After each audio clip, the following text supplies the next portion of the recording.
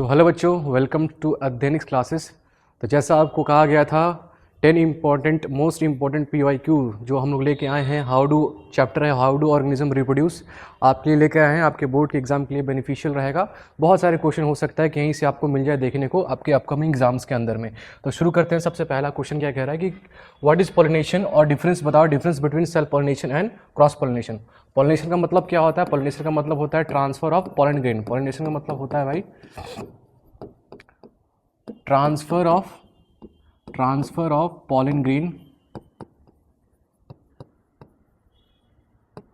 From anther to stigma. Anther से जो stigma के बीच में ट्रांसफर हो रहा है पोलन ग्रेन का, उसी को हम क्या बोलते हैं? पॉलिनेशन। पूछा जा रहा है आपसे, बताओ कि सेल्फ पॉलिनेशन और क्रॉस पॉलिनेशन के बीच में अंतर डिफरेंस क्या है। तो सेल्फ पॉलिनेशन का मतलब क्या होता है? सेल्फ पॉलिनेशन का मतलब होता है ट्रांसफर होगा पोलन ग्रेन का किसके किसके बीच में? एक ही फ्लावर के एंथर और स्टिग्मा के बीच में ट्रांसफर हो, है ना।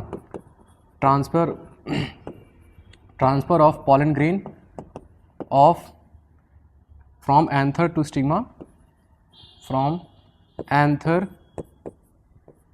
To stigma of same flower. एक ही फ्लावर के एंथर और स्टिग्मा के बीच में ट्रांसफर हो जाए तो इसे बोलते हैं हम सेल्फ पॉलिनेशन। या फिर और आप बोल सकते हो एक ही प्लांट के ऊपर, है ना, और on same plant of different flower. Flower तो डिफरेंट है लेकिन प्लांट क्या है? सेम है। यहाँ पे क्या होगा? सेल्फ पॉलिनेशन होगा। दूसरा पूछा जा रहा है आपसे कि बताइए क्या होता है क्रॉस पॉलिनेशन। दूसरा पूछा जा रहा है आपसे, बताओ कि क्या है क्रॉस पॉलिनेशन। तो क्रॉस पॉलिनेशन का मतलब क्या होता है? सिंपल वही है। क्रॉस पॉलिनेशन का मतलब होगा transfer of pollen grain, transfer of pollen grain कहाँ से? From anther to stigma of different plants, है ना। यहाँ पे प्लांट ही अलग हो जाएगा तो फ्लावर तो अलग ही होगा। तो अलग अलग प्लांट्स के बीच में जो पोलन ग्रेन्स का ट्रांसफर हो रहा है उसी को हम बोल रहे हैं क्रॉस पॉलिनेशन। और सेल्फ पॉलिनेशन का मतलब होता है सेम फ्लावर या फिर डिफरेंट फ्लावर हो लेकिन सेम प्लांट हो, उसी को बोलते हैं हम लोग सेल्फ पॉलिनेशन। आगे की तरफ बढ़ते हैं। यहाँ पे देखिए लिखा हुआ है क्या कि इस पॉलिनेशन का मतलब क्या होता है? Transfer of pollen grain from anther to stigma. Self pollination का मतलब सेमी फ्लावर पे जब ट्रांसफर हो पोलन ग्रेन का, और डिफरेंट प्लांट्स पे जब ट्रांसफर हो पोलन ग्रेन का किसी भी सेम स्पीसीज को, उसको बोलते हैं हम लोग क्रॉस पॉलिनेशन। अगला क्वेश्चन देखते हैं। नेक्स्ट क्वेश्चन कह रहा है explain asexual reproduction with 2 example. आपको पता है एसेक्सुअल रिप्रोडक्शन में क्या होता है? एसेक्सुअल रिप्रोडक्शन में आपसे पूछा जाए तो यहाँ पे सिंगल पेरेंट इन्वॉल्व होता है, सिंगल पेरेंट इन्वॉल्व होगा। साथ ही में यहाँ पे कोई गैमेट्स का फॉर्मेशन नहीं होगा, नो गैमेट्स फॉर्मेशन, कोई गैमेट्स का फॉर्मेशन नहीं होगा, है ना। और अगर कोई गैमेट्स का फॉर्मेशन नहीं होगा तो नो फर्टिलाइजेशन, कोई फर्टिलाइजेशन नहीं होगा, यानी कि कोई यहाँ पे फ्यूज़न देखने को नहीं मिलेगा गैमेट्स का, है ना। नो फर्टिलाइजेशन और फ्यूज़न ऑफ गैमेट्स, यहाँ पे कोई फ्यूज़न देखने को नहीं मिलेगा गैमेट्स का, है ना। ठीक है। और यहाँ पे जो डॉटर सेल्स होंगे यहाँ पे कैसे होते हैं? आइडेंटिकल होते हैं। आइडेंटिकल, सिमिलर नहीं बोलेंगे, एसेक्सुअल में बोलते हैं हम लोग आइडेंटिकल डॉटर या सेल का फॉर्मेशन होता है ना। आइडेंटिकल डॉटर सेल का फॉर्मेशन होता है। एग्जाम्पल के बारे में अगर आपसे पूछा जाए तो एग्जाम्पल आपके बारे में, एग्जाम्पल एसेक्सुअल रिप्रोडक्शन के बारे में क्या होना चाहिए? सबसे पहले आपने पढ़ा था बडिंग, है ना। बडिंग किस में होता है? इन हाइड्रा या फिर आप बोल सकते हो ईस्ट। दूसरा क्या पढ़ा था आपने? फिजन आपने पढ़ा होगा किसके अंदर में होता है? अमीबा के अंदर में, अमीबा के अंदर में होता है। साथ में किसके अंदर होता है? लेशमानिया के अंदर में होता है, लेशमानिया। और आपने पढ़ा होगा किसमें होता है? प्लाज्मोडियम में होता है, ठीक है, प्लाज्मोडियम। नेक्स्ट क्या होता है? रीजनरेशन। 2 एग्जाम्पल बोला है, मैं आपको सारे एग्जाम्पल में बताता हूँ। रीजनरेशन किस में पढ़ना है आपको? प्लेनेरिया में। रीजनरेशन किस में पढ़ना है आपको? प्लेनेरिया में, ठीक है। और आपको फिर पढ़ना था एसेक्सुअल में स्पोर फॉर्मेशन। स्पोर फॉर्मेशन किस में होता है? तो स्पोर फॉर्मेशन होता है फंगस में, है ना। और एक और होता था क्या? Vegetative propagation. वेजिटेटिव प्रोपागेशन बोले तो किस में होगा? वेजिटेटिव प्रोपागेशन होगा तो बोलोगे आप प्लांट्स में, है ना। कटिंग, लेयरिंग, ये सब सारी जो होती हैं, ग्राफ्टिंग, है ना, ये सब सारे कहाँ मिलेंगे आपको? प्लांट्स में वेजिटेटिव प्रोपागेशन। तो यही थे। आगे देखो आंसर क्या दिया हुआ है कि asexual reproduction involve single parent, है ना, नो गैमेट्स का फॉर्मेशन हो रहा है। और यहाँ पे एग्जांपल है बाइनरी फ्यूजन किसके अंदर? अमीबा में। और बडिंग किसके अंदर में? ईस्ट में। आगे की तरफ बढ़ते हैं। Describe binary fusion in amoeba with diagram. Binary fusion कैसे होता है अमीबा में भाई? दो तरीके से होता है। पहला क्या होगा, न्यूक्लियस का फ्यूजन होगा, है ना, कैसा, सेल प्लाज्मा मेम्ब्रेन के अंदर इलोंगेशन होगा, फिर क्या होगा, फ्यूजन होगा किसका, न्यूक्लियस का, फ्यूजन ऑफ न्यूक्लियस, जिसको हम क्या बोलते हैं, इसको हम बोलते हैं कैरियोकाइनेसिस, यानी कि यहाँ पे क्या होगा, कैरियोकाइनेसिस होगा। कैरियो का मतलब न्यूक्लियस और काइनेसिस का मतलब, कैरियोकाइनेसिस का मतलब फ्यूजन हो गया, ठीक है। सबसे पहले न्यूक्लियस फ्यूज करते हैं, फिर उसके बाद किसका फ्यूजन होगा, फिर यहाँ पे फ्यूजन होगा, fusion of cytoplasm, fusion of cytoplasm, यानी कि यहाँ पे हम बोलेंगे क्या, साइटोकाइनेसिस हो रहा है ना, कैरियोकाइनेसिस, यहाँ पे बोलोगे साइटोकाइनेसिस। देखो यहाँ पे आंसर क्या लिखा है भाई, बाइनरी फ्यूजन क्या होता है अमीबा में, एक टाइप का एक सेक्सुअल रिप्रोडक्शन होता है, आपको पता है, जहाँ पे एक पेरेंट सेल जो है, वन पेरेंट सेल स्प्लिट होते हैं दो आइडेंटिकल डॉटर सेल्स में। कैसे शुरू होता है, पहले होता है न्यूक्लियर का डिवीजन, जिसको हम बोलते हैं कैरियोकाइनेसिस, ये माइटोसिस नहीं होगा यहाँ पे, कैरियोकाइनेसिस। फिर उसके बाद क्या होता है, साइटोप्लाज्म का डिवीजन होता है, पहले न्यूक्लियस का डिवीजन हुआ तो हम इसको बोले कैरियोकाइनेसिस, फिर साइटोप्लाज्म का डिवीजन हुआ तो हम इसे बोल रहे हैं साइटोकाइनेसिस, जिसकी वजह से हम दो हमारे जेनेटिकली आइडेंटिकल अमीबा हमारे बन जाते हैं, ठीक है। मैंने अभी आपको यही आपको यहाँ पे बताया, फ्यूजन ऑफ न्यूक्लियस पहले होगा कैरियोकाइनेसिस और फिर फ्यूजन ऑफ का साइटोप्लाज्म, मतलब बेसिकली वहाँ पे हो रहा है डिवीजन इनका। चलो आगे देखो, नेक्स्ट क्या है, what are the advantage of sexual reproduction. Sexual reproduction के एडवांटेजेस क्या होते हैं भाई? सबसे बड़ा एडवांटेज यही होता है कि हमें क्या देखने को मिलता है, जेनेटिक वेरिएशन देखने को मिलता है, जेनेटिक वेरिएशन देखने को मिलता है यहाँ पे, है ना, जीन्स के अंदर में वेरिएशन होता है, देखने को मिलता है। ये जेनेटिक वेरिएशन आता है कैसे है, क्योंकि दो यहाँ पे पेरेंट यहाँ पे इन्वॉल्व होते हैं, टू पेरेंट्स आर यहाँ पे इन्वॉल्व हैं, जिसकी वजह से यहाँ पे हमें देखने को मिल रहा है जेनेटिक वेरिएशन, है ना, यानी कि दो अलग अलग तरह की जीन है ना, एक पेरेंटल जीन आ रहा है, पेरेंटल जीन में बात करेंगे तो एक फादर का जीन आएगा और एक मदर का जीन आएगा, है ना। ये दोनों जीन आपस में क्या हो रहा है, आपस में मिलकर क्या कर रहे हैं, मदर और फादर का जो जीन है यहाँ पे, फादर और साथ में जो मदर का जीन है वो क्या कर रहा है, यहाँ पे कंबाइन कर रहा है ना, यानी कि यहाँ पे देखने को मिल रहा है जेनेटिक रिकॉम्बिनेशन यहाँ पर देखने को मिलता है, जिसकी वजह से जीन्स के अंदर में वेरिएशन आता है। और ये जो वेरिएशन है क्या करते हैं, वेरिएशन हमें मदद करते हैं, है ना, किसके लिए हमको हेल्प करते हैं, to adapt changes, helps to adapt changes in changing environment. जो भी आसपास में इन्वायरमेंट में बदलाव होगा उसमें हम लोग आसानी से इसी वेरिएशन की वजह से अडेप्ट कर पाते हैं, ठीक है।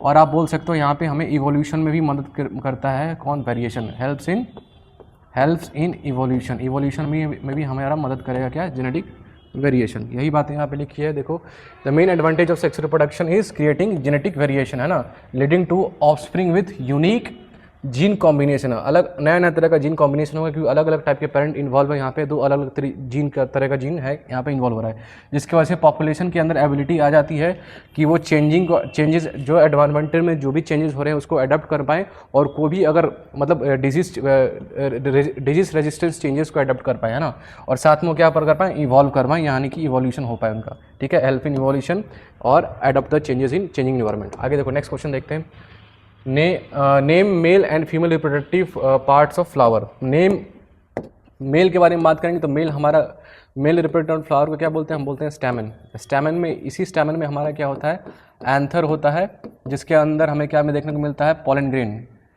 इसी एंथर के अंदर देखने को मिलता है क्या, पॉलन ग्रेन। और बात करें दूसरा क्या होता है, फिलामेंट, एंथर और फिलामेंट, है ना, जो कि क्या है, स्टॉक है किसका, जिसके ऊपर हमारा एंथर प्रेजेंट होता है। बात करेंगे अगर फीमेल रिप्रोडक्टिव पार्ट्स के बारे में, तो इसको हम लोग क्या बोलते हैं, ओवरी, है ना।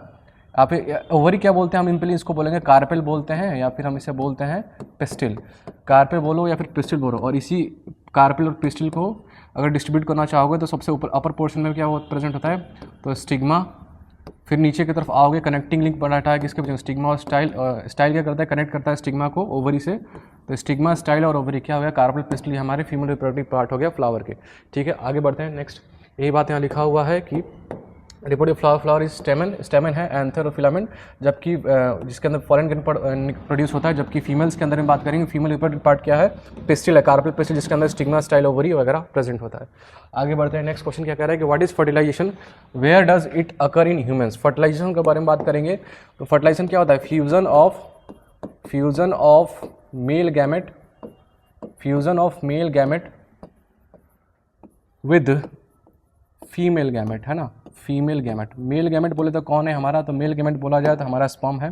मेल गैमेट क्या है, मेल गैमेट है स्पर्म, स्पर्म और फ्यूज़न किसके साथ करना है, फीमेल गैमेट यानी कि ओवम, ओवा बोलो या फिर बोलते हो एग, इनके बीच में फ्यूज़न होगा।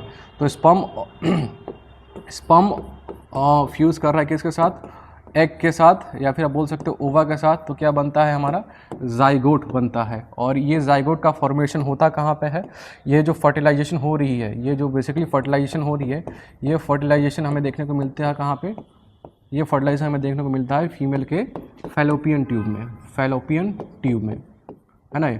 ओवरी के अंदर होता है फैलोपियन ट्यूब, और यही हमारा क्या है, आपसे पूछा जाएगा तो आप बताओगे कि ये है site of fertilization. Fallopian tube क्या है, वो जगह है जहाँ पे हमारा फर्टिलाइजेशन होता है। तो आप बोलोगे साइट ऑफ फर्टिलाइजेशन क्या है, तो आप बताओगे फैलोपियन ट्यूब है। ठीक है, नेक्स्ट क्वेश्चन की तरफ बढ़ते हैं। अगला क्वेश्चन क्या है, यही बात है, यहाँ पे लिखा हुआ देखो, fusion of male gamete with female gamete to form a zygote, जहाँ कहाँ पे हो रहा है ये फ्यूजन हमें देखने को मिल रहा है फैलोपियन ट्यूब में। नेक्स्ट क्वेश्चन क्या कर रहा है, explain menstrual cycle in female. Menstrual cycle को एक्सप्लेन करिए फीमेल के अंदर में। तो मेंस्ट्रुअल साइकिल आपको पता है हर 28 डेज पे साइकिल बिगिन मतलब स्टार्ट हो जाता है, 28 to 29 डेज पे साइकिल रिपीट होता है, अपने आप को रिपीट करता है। मेंस्ट्रुअल साइकिल में बेसिकली होता क्या है कि जो इंडोमेट्रियम होता है, इंडोमेट्रियम क्या बोलते हैं, इंडोमेट्रियम कहाँ प्रेजेंट है, तो ये क्या है, लेयर है किसका, ये है लेयर एक किसका है, ये है लेयर है यूटेरस का। तो यही इंडोमेट्रियम की जो लाइनिंग होती है वो क्या करती है, शेड ऑफ करती हैं, टूटती हैं, बिखरती हैं ना, शेड ऑफ करती हैं, जिसकी वजह से मेंस्ट्रुअल साइकिल स्टार्ट हो जाता है। ठीक है, बेसिकली होता कैसे है कि जब क्या होता है कि जब इनिशियली जब फर्स्ट डे स्टार्ट होता है तो फीमेल्स के अंदर में कुछ हार्मोनल चेंजेस होते हैं, कुछ हार्मोनल चेंजेस होने स्टार्ट होता है। सबसे पहला हार्मोनल चेंजेस क्या होगा, पहले जो ये इंडोमेट्रियम की लाइनिंग होगी इसको क्या किया जाएगा, थिक किया जाएगा। थिक पहले क्योंकि मेंस्ट्रुअल साइकिल स्टार्ट होता है तो शेड ऑफ हो चुका है, मान के चलो पिछले मंथ में मेंस्ट्रुअल साइकिल हुआ था, उसका इंडोमेट्रियम शेड ऑफ कर गया। अब 1 से लेकर 1 to 5 डेज़ क्या होता है, ब्लीडिंग फेज चलता है। 1 से लेकर 5 डेज़ जो होता है फीमेल्स होती हैं मेंसेस फेज में होती है, यानी कि ब्लीडिंग होती है। तो हार्मोनल चेंजेस होगा, जैसे कि ये ब्लीडिंग फेज के बाद क्या होगा, हार्मोनल के अंदर कुछ चेंजेस होगा। हार्मोनल मतलब फीमेल की बॉडी के अंदर कुछ हार्मोनल चेंजेस होगा, जिसकी वजह से फिर से इंडोमेट्रियम क्या होने लगा, थिक बनने लगा। थिक इंडोमेट्रियम हो रहा है। ठीक है, ब्लड वेसल का डिपॉजिट होता है यहाँ पे। ठीक है, और कुछ समय बाद जैसे ही 14th डे आता है, 14th डे का मतलब क्या होता है यहाँ पे, अब यहाँ पे हो जाएगा ओव्यूलेशन। ओव्यूलेशन का मतलब क्या होता है, हमारा मैच्योर एग जो होता है, मैच्योर एग जो है वो कहाँ आता है, reaches into fallopian tube, into fallopian tube, और यहीं पे आके हमारा जो है मैच्योर एग या ओवम है वो वेट करता है स्पर्म का फर्टिलाइजेशन के लिए। ठीक है, और फिर फर्टिलाइजेशन हुआ तो बहुत बढ़िया, यही फर्टिलाइज्ड एग जो है वो जाके इम्प्लांट कर जाएगा कहाँ पे, यूटेरस में, इंडोमेट्रियम में। और अगर नहीं हुआ तो फिर वही आपका फिर 28 डेज बाद वापस से मेंस्ट्रुअल साइकिल स्टार्ट हो जाएगा। आगे देखते हैं आंसर क्या है भाई। Menstrual cycle is a monthly process preparing the female body to potential pregnancy. जो भी पोटेंशियल प्रेगनेंसी होने वाली है उसके लिए उसको फीमेल्स को प्रिपेयर किया जाता है। जैसे कि क्या क्या होता है, इनके अंदर हार्मोनल चेंजेस होंगे, जिसमें एक मैच्योर एग का फॉर्मेशन होगा और इंडोमेट्रियम ग्लैंडिंग क्या हो जाएगी, थिक हो जाएगी। आगे बढ़ते हैं, नेक्स्ट क्वेश्चन देखते हैं। What are the contraceptive method. Contraceptive method क्या होता है भाई, कंट्रासेप्टिव हमें मेथड्स क्यों यूज़ करते हैं, टू क्या करना, टू प्रोटेक्ट, है ना, टू प्रोटेक्ट फीमेल्स, या फिर फीमेल्स किसके अगेंस्ट, हमें अनवांटेड प्रेगनेंसी से बचना होता है ना। तो to protect females from unwanted pregnancy, from unwanted pregnancy से अगर बचना है तो उसके लिए हम लोग क्या करते हैं, कंट्रासेप्टिव मेथड्स को यूज़ करते हैं। ठीक है, फिर आपसे पूछा जा रहा है कि 2 कंट्रासेप्टिव मेथड्स के बारे में बताओ, हम आपको अब 3 बताते हैं। 2 पूछा जा रहा है, मैं आपको 3 बता रहा हूँ। 3 जैसे कि पहला हम लोग बोलते हैं फिजिकल बैरियर। फिजिकल बैरियर का मतलब क्या होता है, फिजिकल बैरियर में हम लोग क्या यूज़ करते हैं, फिजिकल बैरियर में यूज़ करते हैं पहला कॉन्डम्स वगैरह का यूज़ किया जाता है। कॉन्डम्स चाहे वो मेल कॉन्डम्स हो या फिर फीमेल कॉन्डम्स हो। दूसरा क्या है, दूसरा है हमारा इसको बोलते हैं हार्मोनल मेथड। हार्मोनल मेथड में हम लोग क्या यूज़ करते हैं, फीमेल्स जो यूज़ करती हैं पिल्स वगैरह का यूज़ करती हैं, जिसकी वजह से वो ओव्यूलेशन से खुद को बना लेती हैं, है ना। पिल्स क्या करेगा, प्रिवेंट करता है ओव्यूलेशन, यानी कि जो एग है उसको फैलोपियन ट्यूब में आने से रोकता है ना।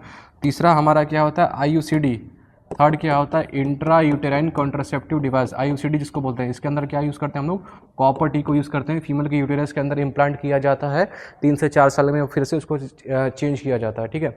कॉपर टी क्या करता है, स्पर्म की मोटिलिटी को सप्रेस करता है, स्पर्म सप्रेस करता है, किसका सप्रेस, स्पर्म मोटिलिटी, स्पर्म की मोटिलिटी को सप्रेस कर देगा, ठीक है। मतलब उसके मूवमेंट को सप्रेस कर देगा तो यूटेरस में पहुंचेगा नहीं, तो प्रेगनेंसी फर्टिलाइजेशन होगा नहीं, प्रेगनेंसी होगी नहीं।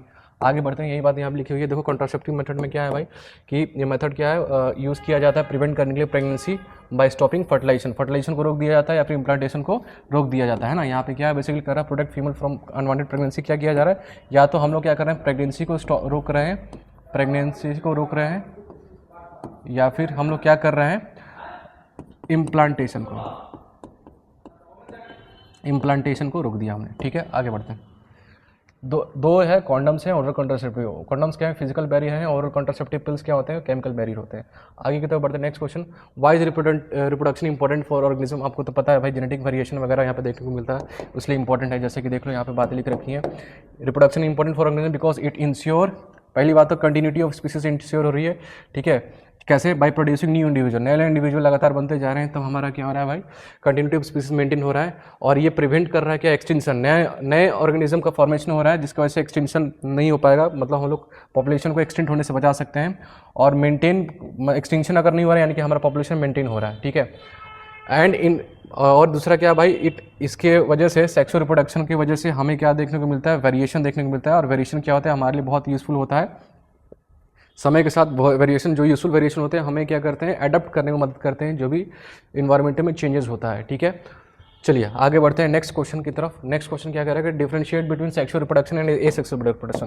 तो ये तो आपने कितनी बार पढ़ा है, सेक्सुअल और एसेक्सुअल में। सेक्सुअल रिप्रोडक्शन में क्या होता है, यहाँ पे 2 पेरेंट्स इन्वॉल्व होते हैं, 2 पेरेंट्स इज इन्वॉल्व, जबकि यहाँ पे एसेक्सुअल में क्या होता है, सिंगल पेरेंट इन्वॉल्व होता है, सिंगल पेरेंट इन्वॉल्व होता है, सिंगल पेरेंट इज इन्वॉल्व, ठीक है। यहाँ पे क्या होता है, गैमेट्स का फॉर्मेशन होता है, गैमेट्स फॉर्मेशन होता है, और गैमेट्स फॉर्मेशन के साथ साथ क्या होता है, और फ्यूज़न भी होता है ना, फ्यूज़न होता है यानी कि बेसिकली कहने का मतलब फर्टिलाइजेशन होता है। और जो ऑफस्प्रिंग्स बनते हैं, ऑफस्प्रिंग्स जो बनेंगे वो कैसे होते हैं, सिमिलर होते हैं, ना कि आइडेंटिकल होते हैं, है ना। सिमिलर ऑफस्प्रिंग देखने को मिलते हैं, और यहाँ पे जेनेटिक वेरिएशन आपको देखने को मिलता है, क्योंकि 2 अलग अलग पेरेंट यहाँ पे इन्वॉल्व हैं, तो उनका अलग अलग जीन क्या कर रहे हैं, आपस में आके कंबाइन कर रहे हैं। जबकि सिंगल पेरेंट में कोई गैमेट्स का फॉर्मेशन, कोई गैमेट्स का फॉर्मेशन नहीं होता, और ना ही कोई फ्यूज़न होता है। No gamete formation, no fusion, और कोई फ्यूज़न नहीं होगा। और साथ में यहाँ पे ऑफस्प्रिंग कैसे होता है, यहाँ पे ऑफस्प्रिंग होते हैं आइडेंटिकल, ऑफस्प्रिंग यहाँ पे होंगे कैसे, आइडेंटिकल। और आइडेंटिकल ऑफस्प्रिंग की वजह से यहाँ पे कोई जीन वगैरह होता नहीं है, तो जेनेटिक वेरिएशन होगा ही नहीं यहाँ पे, ठीक है। तो 2 पेरेंट्स वेरिएशन प्रेजेंट है, जबकि एसेक्सुअल में एक ही पेरेंट इन्वॉल्व है, जिसकी वजह से कोई यहाँ पे वेरिएशन आपको देखने को नहीं मिलता, नो वेरिएशन यहाँ पे देखने को मिलेगा, कोई वेरिएशन यहाँ पे नहीं देखने को मिलेगा, ठीक है। आगे की तरफ बढ़ते हैं नेक्स्ट। Thank you. फिर तो इस PY को बार बार देख लीजिए, 1 2 बार 3 बार देख लोगे आप, तो आपका अच्छे खासा तैयार हो जाएगा। और 100% श्योरिटी है कि इसी में से आपका क्वेश्चन फंसेगा बोर्ड एग्जाम में, ठीक है। चलिए आज के लिए इतना रखते हैं, थैंक यू, बाय बाय।